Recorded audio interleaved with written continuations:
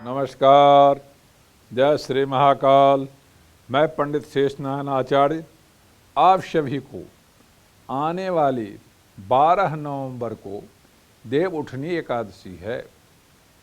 इस एकादशी का महात्म शास्त्र में, वेद में, पुराण में बहुत महत्वपूर्ण ढंग से दर्शाया गया है। क्योंकि कार्तिक महीने की देव उठनी एकादशी का महात्म बहुत बड़ा है, क्योंकि शुक्ल पक्ष की एकादशी भगवान के लिए समर्पित हैं और शुक्ल पक्ष के हरसैनी एकादशी में भगवान शयन के मुद्रा में क्षीर सागर में जाते हैं और 4 महीने के चौमासा में वो अपने क्षीर सागर में शयन मुद्रा में होते हैं। बट जब कार्तिक मास के शुक्ल पक्ष की एकादशी आती हैं तो वो उस दिन उठने के मुद्रा में आ जाते हैं। तो देव उठनी एकादशी इसलिए बोला गया। देव अपने शयन मुद्रा से बाहर आकर के अपने आप को संसार में व्याप्त करते हैं। तो यहाँ पे कहा देव उठनी एकादशी। देव उठनी एकादशी का महत्व सबसे ज़्यादा है। शास्त्र मानता है साल में 24 एकादशी होता है, अधिक मास हो गया तो 26 एकादशी होते हैं। पर 24 एकादशी में जो 12 एकादशी शुक्ल पक्ष में पाया गया, 12 एकादशी कृष्ण पक्ष में पाए जाते हैं और सभी एकादशी का अपना अपना नामाकरण है।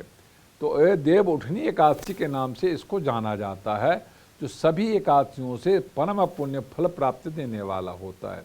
यदि 12 के 24 एकादशी, किसी कारण 23 एकादशी आप व्रत नहीं कर पाते हैं, शास्त्र मानता है यदि आप देव उठनी एकादशी का व्रत कर लेते हैं तो 24 के 24 एकादशियों का फल आपको प्राप्त होता है। अब आपको देखना है जो आप इसमें देवताओं को कितना प्रसन्न करना चाहती हैं। तो हमने कृष्ण पक्ष का पितरों को यदि समर्पित किया तो हमने शुक्ल पक्ष एकादशी देवताओं को समर्पित किया। इस एकादशी के व्रत में जो शास्त्र मानता है, जो तुलसी की पूजा होती है, भगवान शालिग्राम की पूजा होती है, भगवान विष्णु की पूजा होती है और माता लक्ष्मी के साथ में पूजन होता है। इस पूजन में आपको ये विधान रखना है, जो सबसे पहले आप व्रत का विधान रखें, व्रत के साथ साथ भजन करने का, दीपदान करने का, शालिग्राम का पूजन करने का, माता तुलसी की पूजन करने का, भगवान विष्णु का आराधना करने का, माता लक्ष्मी का सम्मान और पूजन करने का विचार रखें, मन में संकल्प करें। और व्रत करते हुए आप अपने सभी प्रकार की दोष की समाप्ति के लिए, देव पितरों को प्रसन्न करने के लिए ये एकादशी करने, ऐसा मन में संकल्प करें। जब एकादशी व्रत का आप मन में संकल्प करती हैं तो सूर्योदय से पहले आप अन्न और फल का त्याग कर दें, मात्र जल ले सकती हैं। और रात्रि में, जब रात्रि के समय हो जाता है, दिन में 4 बजे से लेकर के रात्रि में 11 बजे रात तक, आप 8 बजे से लेकर 10:30 बजे के बीच में विधि विधान के साथ आप सब कुछ सामान रख लें और उसमें जो प्रकृति में दिया हुआ जो फल है उस फल को वहाँ पे रखें और भगवान की तुलसी के साथ साथ चंदन, फूल, पुष्प इत्यादि से भगवान विष्णु, माता शालिग्राम का पूजन करें, माता तुलसी का पूजन करें और उस षोडशोपचार पंचोपचार पूजा के प्रसाद का भोग लगाएं। वहाँ पे भजन कीर्तन करें। फल का प्रसाद का महात्म सबसे ज़्यादा माना गया। उसके बाद आपका धनिये के जो प्रसाद बनता है उसको भी माना गया। इस तरह से प्रसाद का भोग लगाएं, पंचामृत का भोग लगाएं और विधि विधान के साथ सभी जगह बांटें। तुलसी का प्रयोग सब पे करें, पूजन में करें, प्रसाद पे अर्पण में करें और व्रत में जो पंचामृत उसमें भी डालें। साथ में जब व्रत की समाप्ति होती तो तुलसी दल जिह्वा पे रख करके व्रत की समाप्ति करें। ऐसा शास्त्र मानता है। तो एकादशी व्रत के दिन में, देव उठनी एकादशी में, यदि आप विधि विधान के साथ पूजा करते हैं और अपने घर को सफाई करते हैं और विधि विधान के साथ लक्ष्मी के आगमन कर, भगवान विष्णु के आगमन करने के लिए आप रंगोली बना करके, श्वेत वर्ण का रंगोली, पीत वर्ण का रंगोली बना करके भगवान को आगमन कराते हैं।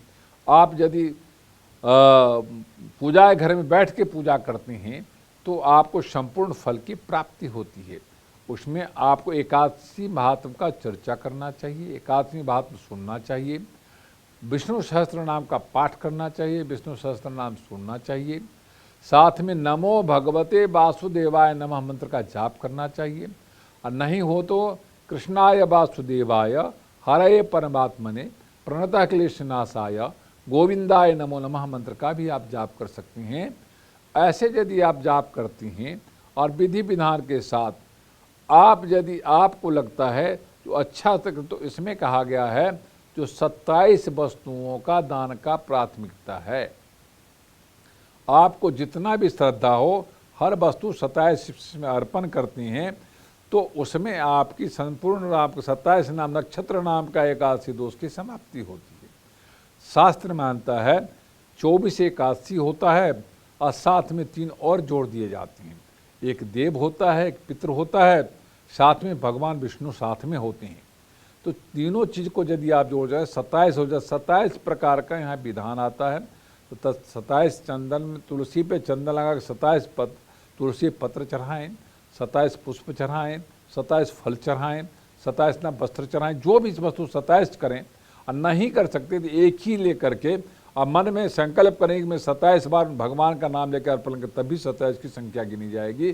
जब इस वस्त्र का उद्यापन करते हैं तभी भी इस 27 का ही संख्या गिनी जाती है और इसमें विधि विधान के साथ उसी से परिपूर्णता होता है। तो जो लोग इस व्रत को करती हैं मन में श्रद्धा विश्वास रखते हुए भक्ति के साथ मन में भगवान विष्णु शालिग्राम तुलसी मैया और माता लक्ष्मी को ध्यान करते हुए अपने मन, अपनी आत्मा, अपने शरीर को शुद्ध करते हुए इस व्रत को यदि करती हैं तो आपके मस्तिष्क में भगवान व्याप्त होते हैं, आपके हृदय में भगवान व्याप्त होते हैं और चारों तरफ से आपके पितृ आपको सुरक्षा प्रदान करता है। ऐसा एकादशी का महात्म है। जो लोग एकादशी महात्म को सुनते हुए इस व्रत को करते हैं उनके जीवन में हमेशा सुख की बरसात होती है, दुख उनसे दूर रहता है। ये वीडियो यदि अच्छा लगा हो तो लाइक करना, सब्सक्राइब करना, शेयर करना ना भूलें। ओम शांति।